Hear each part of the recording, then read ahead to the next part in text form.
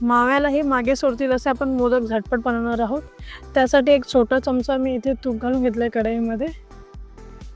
थोडं तापलं आहे तर आता मी यामध्ये पनीर घालून घेते. पनीर मी किसून घेतलेला आहे, तो घालूया यात. 100 ग्राम पनीर घेतलेलं आहे. पनीर तुपावर परतून घेऊया आपण.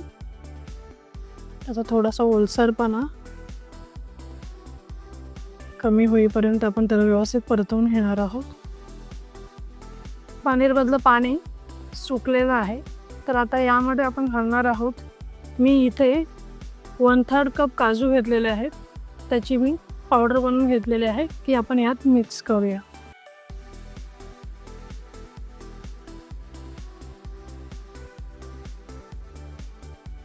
यामध्ये मी आता 1/4 कप दुधाची पावडर घालते.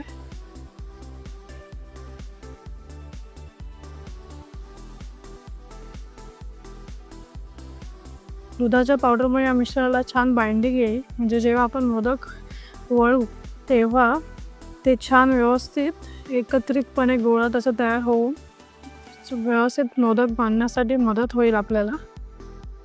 त्यामुळे इथे दुधाची पावडर घातलेली आहे, तीही या मिश्रणावर आता व्यवस्थित मिक्स करून घेऊ. यामध्ये मी 2 छोटे चमचे कंडेन्स मिल्क घालून घेते. कंडेन्स मिल्क पण आपण यामध्ये व्यवस्थित मिक्स करून घेऊया आणि हे व्यवस्थित मिश्रण आपण मिक्स करूया. मिश्रण थोडं आपण आता 5-1 मिनटं अजून व्यवस्थित मिक्स करून घेणार आहोत.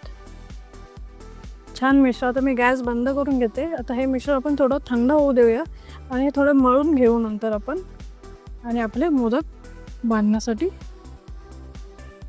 मिश्रण रेडी करून घेऊ.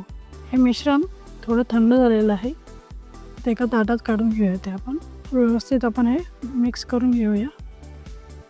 एकत्रित असं तसा गोळा बनवून घेऊ. इथे आपण एक साचा घेणार आहोत. त्या साचामध्ये मी सुकलेली गुलाबाची पाकळी घालते इथे.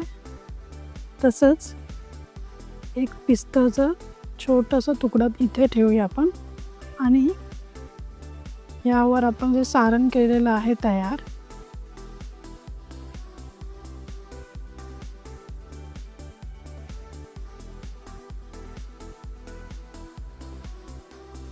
थोडं कमी वाटतं तर थोडं मी अजून थोडं सारण घेते. हे व्यवस्थित आपण सर्वत्र जरा लावून घेऊया.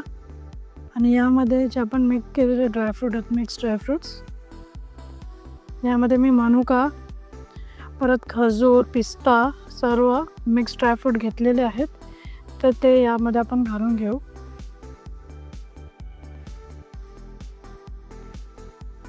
आणि वरून पुन्हा एकदा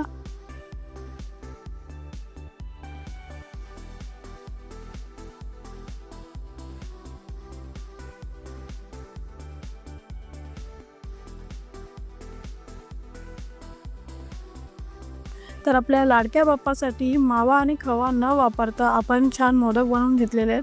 ते तुम्ही या गणेश चतुर्थीच्या निमित्ताने नक्की करून बघा आणि आमची रेसिपी कशी वाटली नक्की कमेंटमध्ये सांगा. आमच्या मॅलो किचन चॅनलला लाईक शेअर करा. धन्यवाद. अन्न हे पूर्ण ब्रह्म.